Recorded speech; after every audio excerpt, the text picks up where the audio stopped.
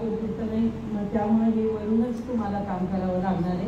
आणि तेव्हासारखं असतं तर हे आपल्या जिल्ह्यात पूर्णत्वाला गेलं असतं ते. म्हणून आता जे रामने तुमच्या पुढे प्रस्ताव मांडला तर ह्याची सगळ्यांनी नोंद घ्या. ज्यांना ज्यांना शक्य होईल त्यांनी इथून आपण गाड्या करून जाऊ पाहिजे तर, किंवा ज्यांना जसं शक्य होईल तसं त्यांनी तिथून जरी लांबचे असले तरी आपण पुन्हा एकत्र येऊनच आपण हे करू शकतो. हां, इथूनच आलेलं आहे.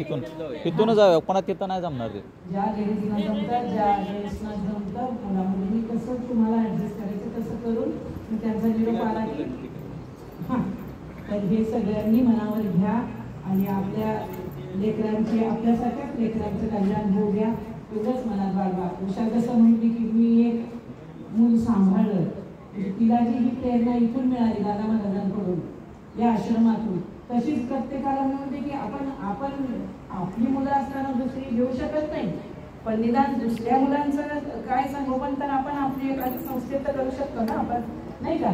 तर या चांगल्या कार्याला हातभार लावा सगळ्यांनी. बस ठीक आहे, चला.